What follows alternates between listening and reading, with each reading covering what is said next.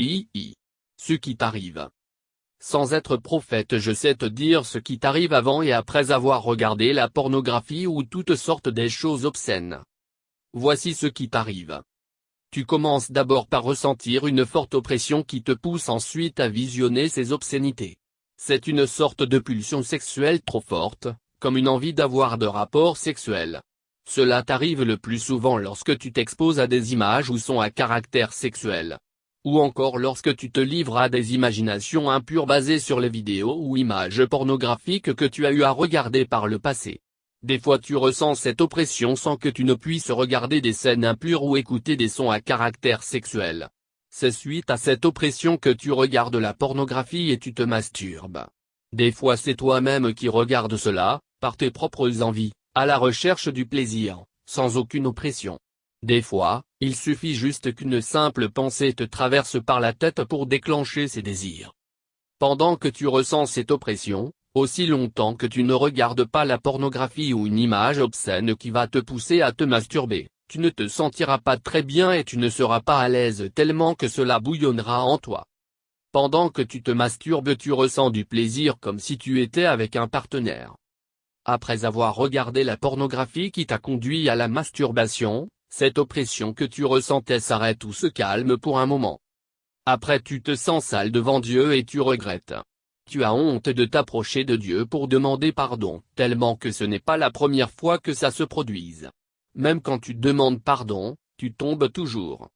Pendant ce temps la culpabilité tronge et tu n'arrives pas à prier. Satan profite de l'occasion pour te dire toi là. Dieu ne peut plus te pardonner. C'est du mensonge. Dieu te pardonne toujours lorsque tu regrettes d'avoir commis un mauvais acte et que tu demandes pardon. Notre Dieu ne se lasse pas de nous pardonner, ce qu'il veut est que nous ne soyons captifs d'aucun péché. Sa grâce surabonde toujours là où nos péchés abondent à condition que nous venions à lui pour demander un pardon sincère et prendre la ferme résolution d'abandonner ce péché. Au fait même Dieu sait que tu es captif, alors il ne te condamne pas parce qu'il sait qu'il y a une puissance de ténèbres qui exerce un pouvoir sur toi. Tu peux te dire mais qu'attend-il pour me délivrer s'il sait que je suis captif, La question ne devrait pas s'orienter vers Dieu, mais vers toi-même. Quel effort fournis-tu pour être libéré? Ce n'est pas en te plaignant et te culpabilisant chaque jour que le Seigneur te délivrera. Il te faudrait adopter certaines attitudes et développer certaines habitudes pour que le Seigneur agisse en ta faveur. Mon ami, après avoir demandé pardon à Dieu, ayons aussi la force de croire qu'il nous a pardonné. Aucun péché n'est plus grand que l'amour de Dieu pour toi et tes péchés ne sont pas trop grands pour être pardonnés. Ceci n'est pas un prétexte pour pécher volontairement et dire de toutes les façons Dieu est bon, je vais juste aller demander pardon et c'est tout. C'est très mal connaître Dieu, si Jésus-Christ son Fils par essence n'a pas échappé au fouet, au châtiment, à la mort sur la croix pour nous sauver, penses-tu vraiment que toi, tu échapperas à la justice de Dieu si tu foules aux pieds sa grâce? La Bible nous recommande de considérer l'amour et la sévérité de Dieu. Sa bonté et sa miséricorde doivent plutôt nous pousser à la repentance et non à la pratique du péché. Yves. Du ras-le-bol à la délivrance.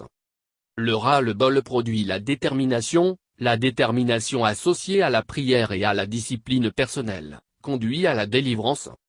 Peut-être, par le passé, tu as déjà eu à fournir des efforts pour abandonner ces péchés, tu t'es imposé toutes sortes de disciplines, et pour un temps cela semblait marcher. Mais un jour tu as été au bout de tes forces et tu es encore tombé.